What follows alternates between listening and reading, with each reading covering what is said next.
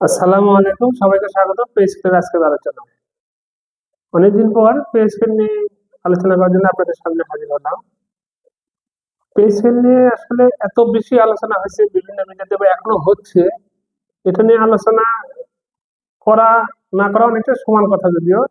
কারণ pay scale নিয়ে যে মানে মিডিয়াতে এত বেশি লেখালেখি, এত বেশি আলোচনা, এত বেশি সমালোচনা, এত বেশি উচ্ছ্বাস, এত বেশি মানে হতাশা সবার মধ্যে, এটা নিয়ে আসলে আলোচনা করতে গেলে অনেক আলোচনা করা যাবে, অনেক মানে আকাঙ্ক্ষার আহ পরাজয় দেখা যাবে, অনেক হতাশা প্রতিচ্ছবি দেখা যাবে, কিন্তু বেসিক্যালি আলোচনা শেষ হবে না। তো তারপরেও মাঝে মধ্যে আলোচনা করতে হয়, মনের মানে ক্ষোভ মিটানোর জন্য আলোচনাগুলো করতে হয়, তাই করি। বেসিক্যালি নিয়ে অতীতে যে বিষয়টা নিয়ে আলোচনা করছি সেই আলোচনার সূত্র ধরে আলোচনাগুলো করবো। যে আমি আজকে যে আলোচনা করবো, আমি যে বেসিক্যালি যে আলোচনাটা করছি সেটা হচ্ছে আসলে এই ধরনের পে স্কেল কি আমরা চেয়েছিলাম। আমি আবারও বলতেছি, আসলে এই ধরনের পে স্কেল কি আমরা চেয়েছিলাম। যে ধরনের পে স্কেল সামনে বা আপকামিং ইমপ্লিমেন্টেশন হতে যাচ্ছে বা বাস্তবায়ন হতে যাচ্ছে, এই পে স্কেল কি আমরা চেয়েছিলাম। একটি একজন সরকারি কর্মকর্তা কর্মচারীর জন্য বা জাতীয় স্কুলের আওতাভুক্ত কর্মকর্তা কর্মচারীদের জন্য প্রতি 5 বছর পর পর নতুন পে স্কেল হওয়ার কথা, সেখানে 11 থেকে 12 বছর পার হয়ে যাওয়ার পর পে স্কেল আসতেছে, এখনো আসেনি, আসতেছে, শোনা যাচ্ছে আসবে আসবে আসবে করতেছে, কিন্তু আসতেছে না। অনেক নাটক, অনেক জল ঘোলা হয়ে গেছে, তারপরেও আসতেছে না। অনেক নাটকের মঞ্চায়ন, অনেক রাজনীতি, অনেক পলিটিক্স সবকিছু হয়ে গেছে পে স্কেল নিয়ে, তারপরেও আসতেছে না। আসবে আসবে করতেছে, কিন্তু যা আসতে যাচ্ছে শোনা যাচ্ছে এখনো আসবেই বা চলে এসেছে, এই বিষয়টা এমন না। আসবে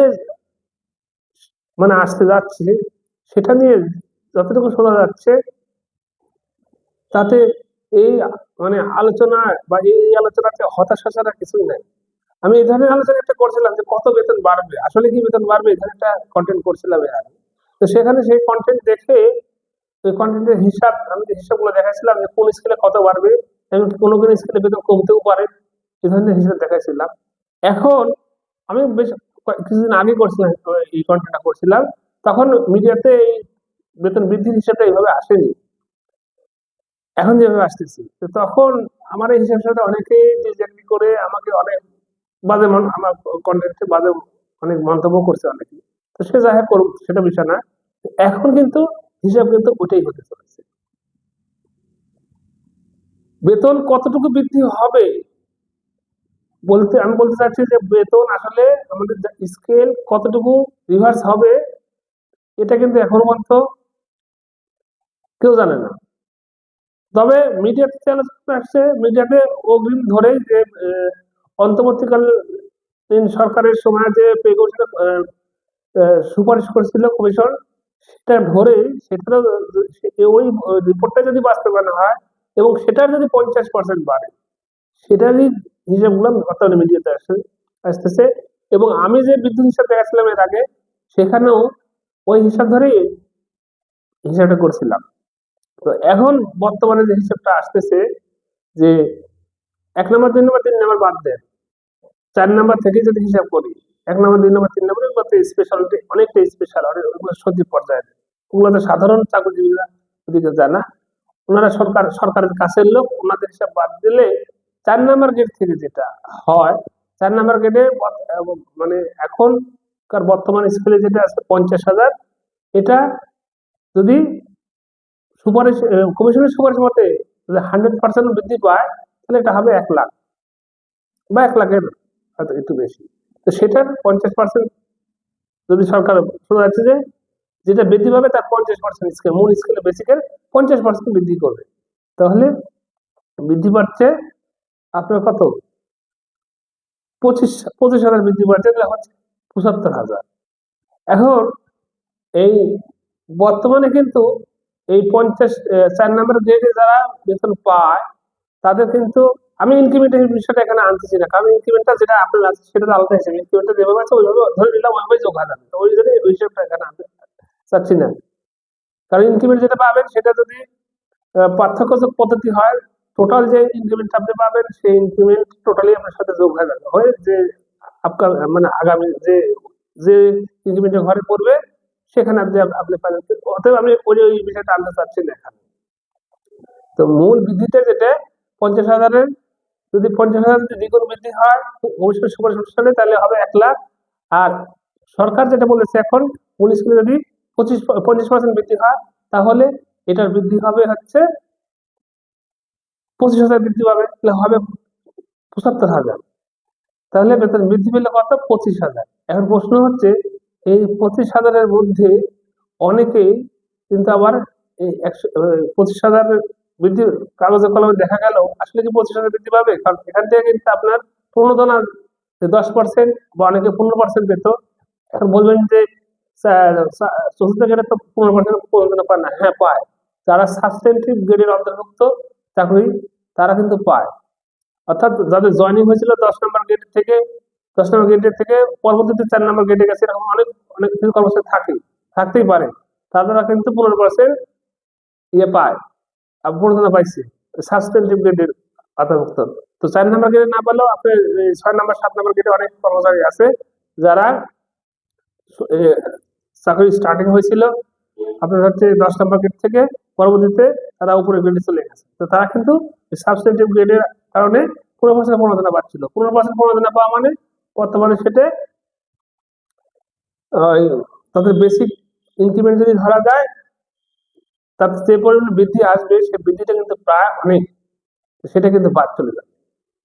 15% যদি হয় দেখা যাবে 15% যদি এখানে বৃদ্ধি পায় সেটা 25% ছাড়া যাবে, সেটা 25% ছাড়া যাবে, 30%-এর কাছাকাছি যাবে অনেকে। এই বৃদ্ধিটা এই সাবস্টিটিউট গ্রেডের কারণে প্রণোদনাটা তার প্রায় 30%-এর কাছাকাছি ঠেকে যাবে বর্তমান স্কেল অনুসারে।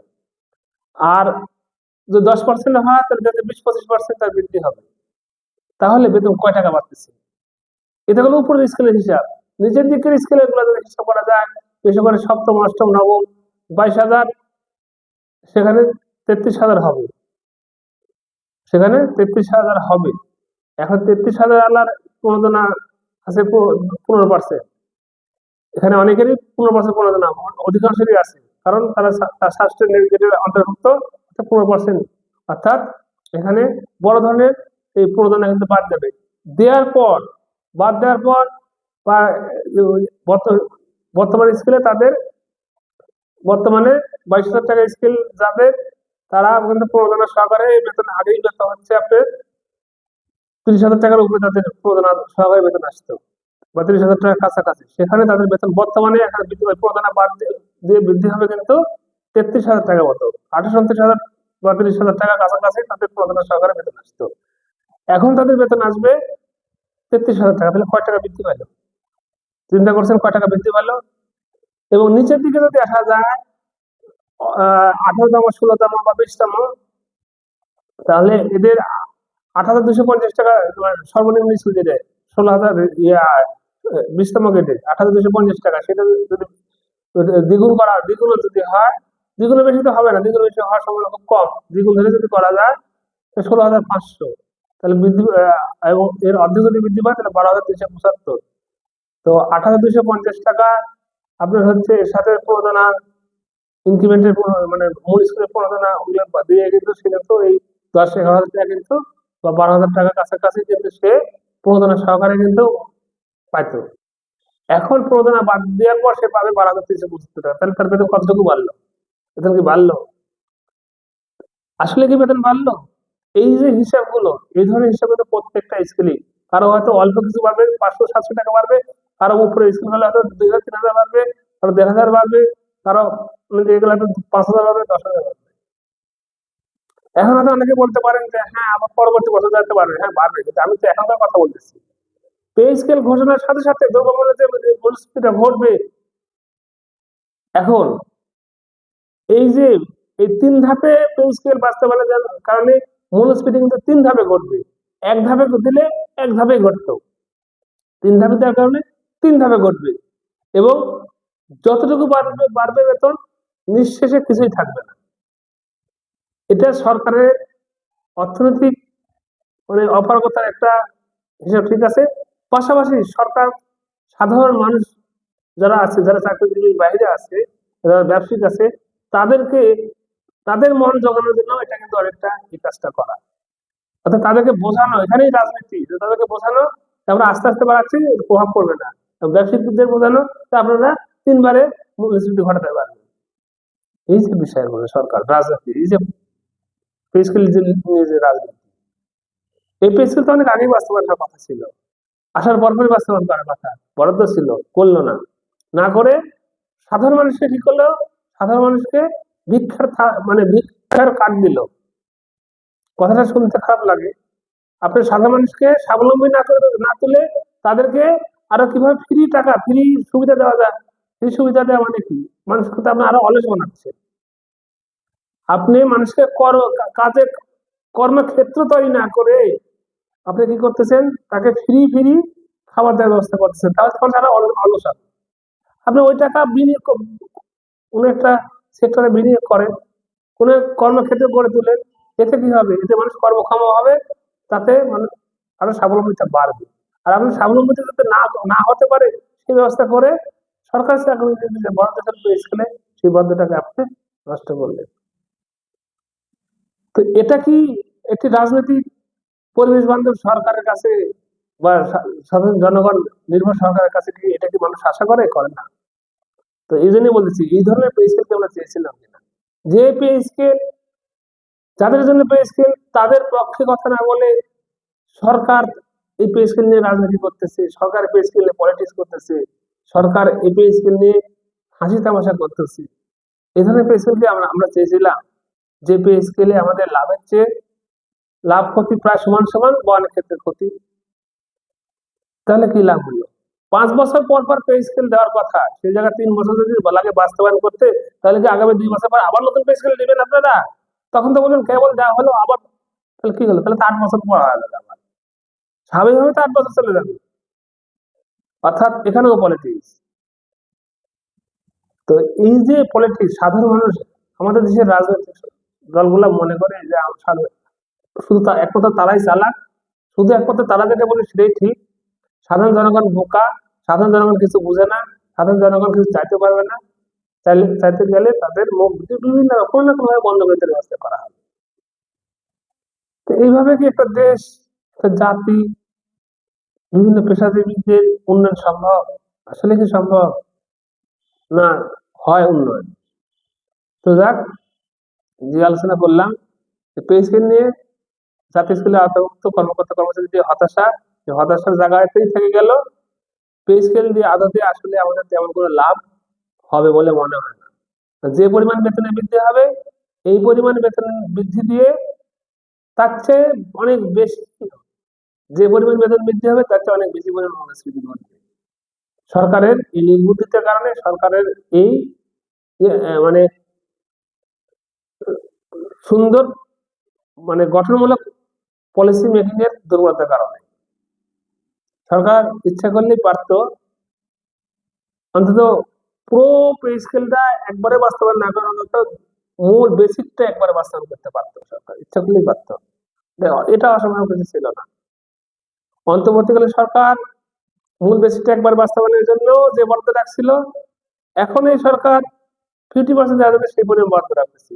আর কিভাবে তারা, আগে সরকার কিভাবে হিসাব করছিল আর এখনকার সরকার কিভাবে হিসাব করতেছে, একমাত্র সৃষ্টিকর্তা জানে। তো যাক, আলোচনা দীর্ঘ করবো না। 2 দিন পর বা 1 দিন পর পবিত্র ঈদুল আজহা।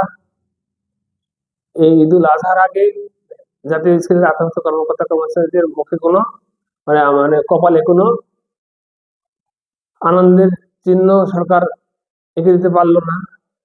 এটা এখন সরকারের দুর্ভাগ্য নাকি আমাদের সৌভাগ্য, সেটা এখন সৃষ্টিকর্তাই জানে। সবাইকে ঈদের অগ্রিম শুভেচ্ছা জানিয়ে ঈদ মোবারক, সবার ঘরে ঘরে ঈদের আনন্দে ভরে উঠুক সবার পরিবার, সেই প্রত্যাশা রেখে আজকের মতো এখানে বিদায় নিচ্ছি। Thanks for watching, until then, আল্লাহ হাফিজ, ধন্যবাদ সবাই।